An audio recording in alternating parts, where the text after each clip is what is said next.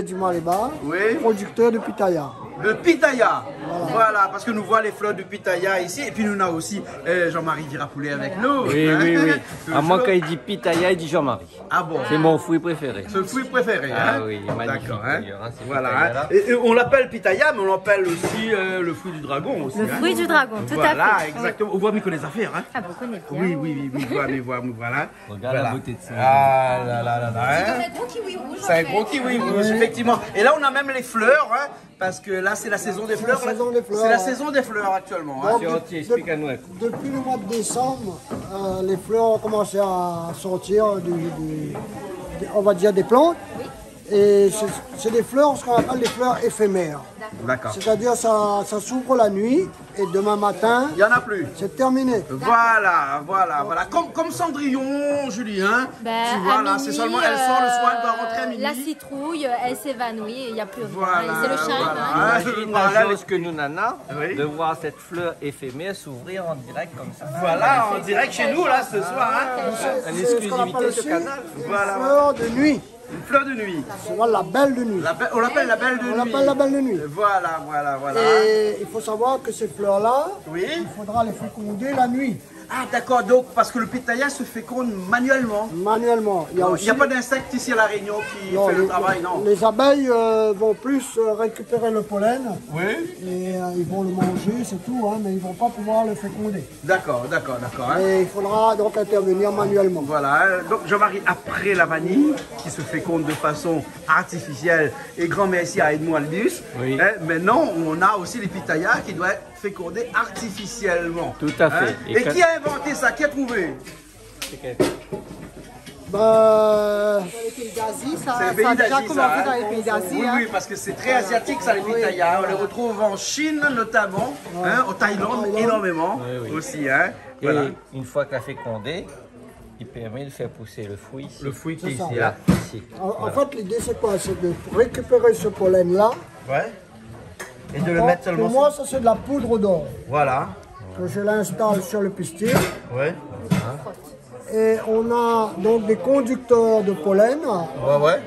qui va ensuite faire gonfler le fruit à la Le base. fruit qui est à l'arrière. Hein. Voilà. Ouais. À la limite, c'est bien plus facile que pour la vanille. La vanille, il Tout à faut une fait. aiguille, Voilà. etc. Hein. Alors ça semble plus facile, mais en tout cas, moi, c'est l'occasion pour moi de mettre en avant le savoir-faire de nos agriculteurs réunionnais. Hein. Nous n'avons une terre que les riches, nous avons un potentiel énorme. Et nous avons des gens qui en veulent, qui veulent travailler et qui veulent valoriser cette terre-là. Monsieur Antier en est un exemple. Il est parti de rien et aujourd'hui, il a une belle production de pitaya. Ouais. Dans les restaurants, il appelle ça le pitaya royal, je crois. Voilà. Vraiment, c'est beau. Et c'est de l'agriculture raisonnée. Hein, c'est quasiment du biologique qui est fait là. D'accord. Et ça, c'est de la qualité. Et c'est à Saint-André. Voilà. Comment tu fais ça, toi? Bravo. Voilà. Ben, c'est joliment dit. Hein. Oui, parce qu'il y a aussi de mon Saint-André, c'est ça. Hein. Ah, ben bien sûr. Je cultive 1 hectare de pitaya, Oui. ce qui représente environ d'ici 2 à 3 années Oui. une production de 10 tonnes. 10 tonnes à l'hectare. 10 tonnes à l'hectare. Ah, ouais. Et l'investissement est important. Oui. Heureusement que le Conseil général, l'Europe est là pour nous aider. Ouais. Parce que pour mettre en place 1 hectare de pitaya, il faut compter 45 000 euros. D'accord. Et ce pitaya-là, il est consommé seulement à La Réunion, bien sinon il est exporté aussi un petit peu? Alors moi je suis adhérent à Ananas Fruits, Oui. donc qui gère un peu l'exportation. Donc moi, il y aura une partie de mes fruits qui partiront sur le marché de Rungis. D'accord.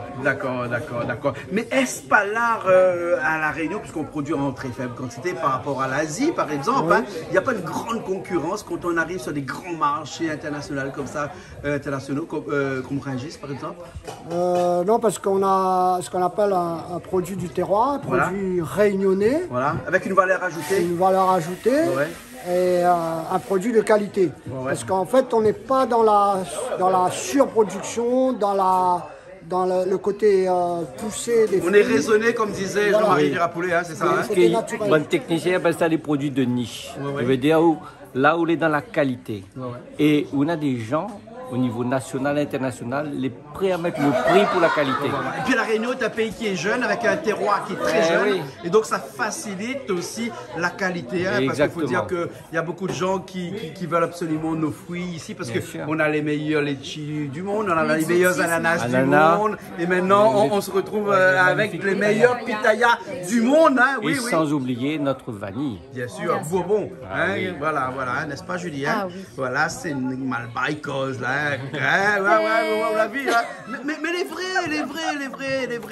C'est notre terroir qui fait ça. Hein? C'est notre terroir parce qu'on a un terroir qui est très jeune, c'est un terroir qui est très jeune là. Et on n'a pas parlé du café Bourbon aussi. Hein? Le café Bourbon pointu. Le café Bourbon pointu, hein, qui est à cause de notre terroir très jeune. Hein?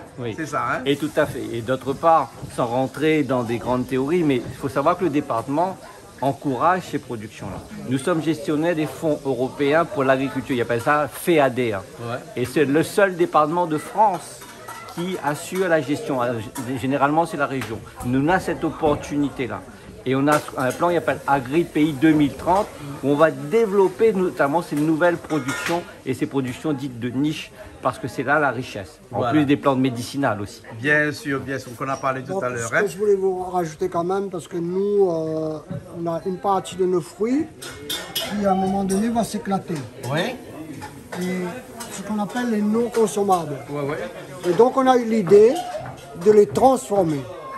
Donc les transformer, on fait des confitures de pitaya, on fait du sirop de pitaya.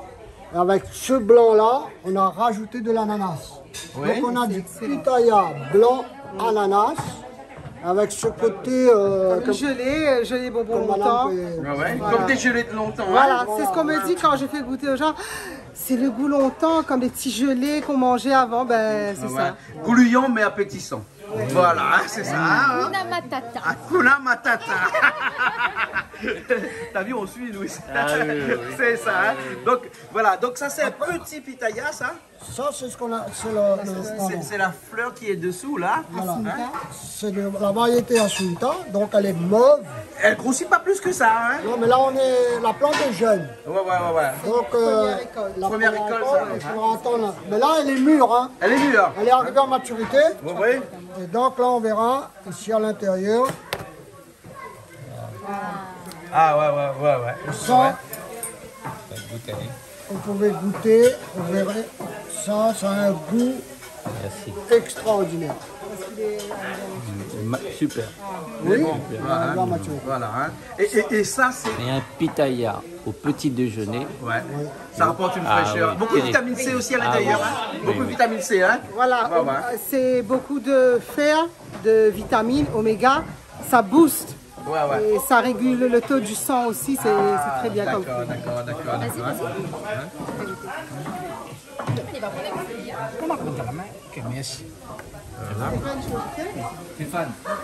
Ça, c'est un nouveau qui a été pitaya, ça, hein?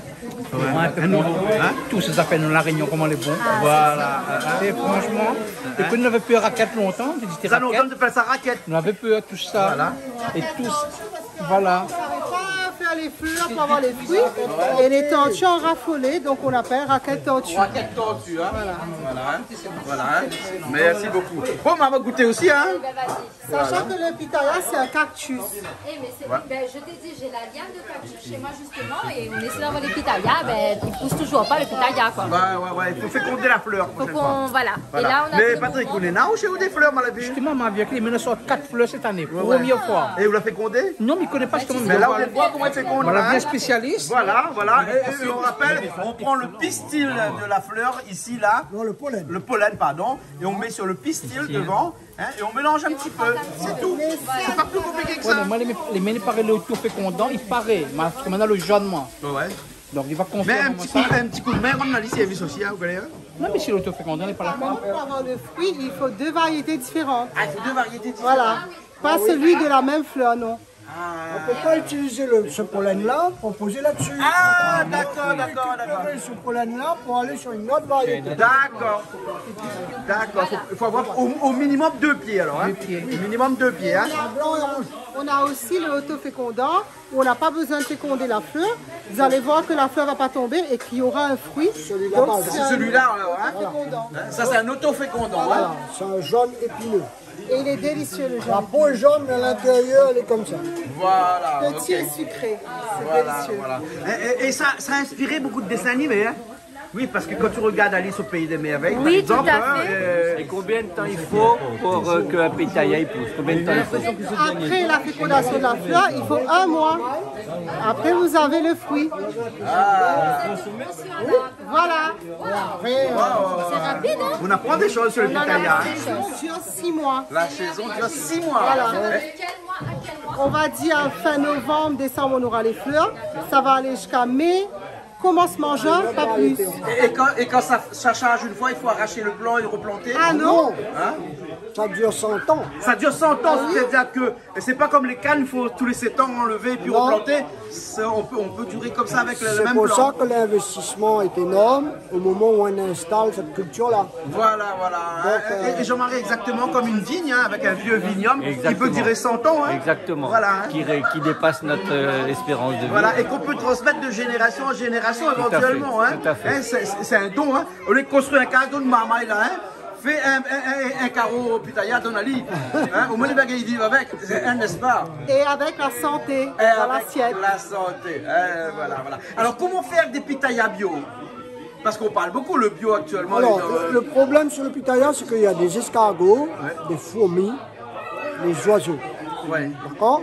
Bon, les oiseaux, on a trouvé le problème. Mais Maurice? Le matin, mais Maurice, ça peut pas mal d'oiseaux. Mais on a trouvé la solution, c'est que dire on récolte avant qu'il soit mûr.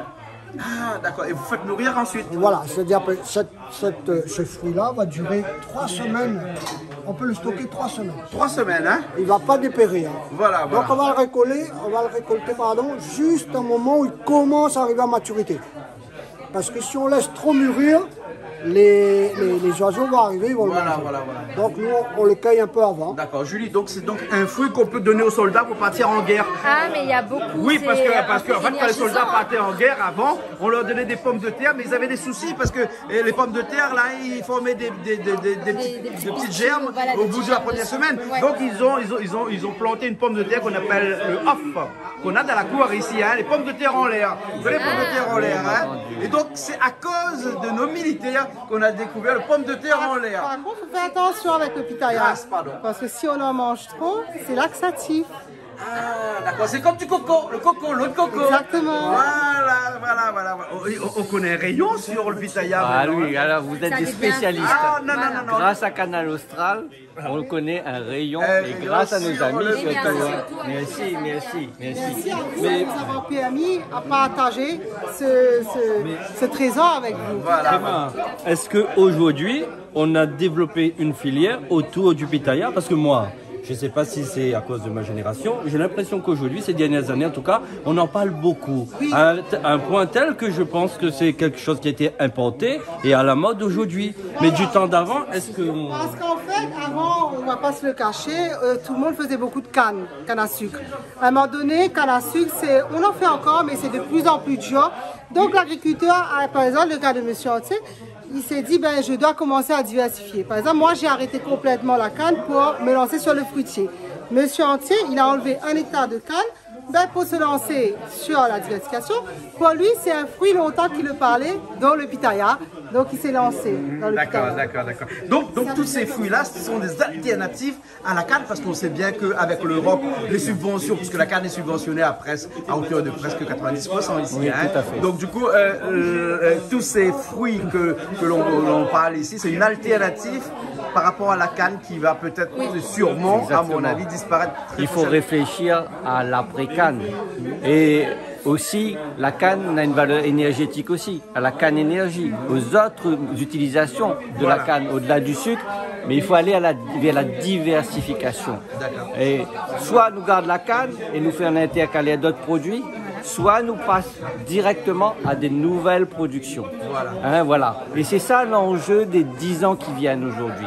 On a une terre fertile, une terre riche, un véritable patrimoine qu'il faut le valoriser à travers des nouvelles productions.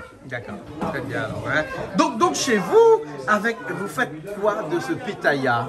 Donc, on mange tel qu'il est. Oui. Et on va aussi Comment faire ça, de la... on mange tel qu'il est? Tel qu'il est. Tel qu'il est. Julie nous connaît tel qu'il est où?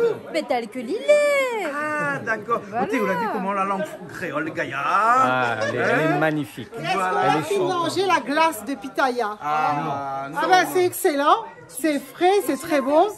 On fait aussi pour l'instant, voilà, et après peut-être combien ça faisait après, voilà. Et sachant que très bon, et le pitaya c'est aussi bon pour les diabétiques. Ah ouais. Et mesdames, si on veut, on a faim, on grignote un petit peu, ben pour garder la ligne, on mange et ça, voilà. Aucune Ça incidence agit très bien, sur, voilà. C'est un Ça coup coupe fin. faim et ça fait mincir même. D'accord. Ah ouais.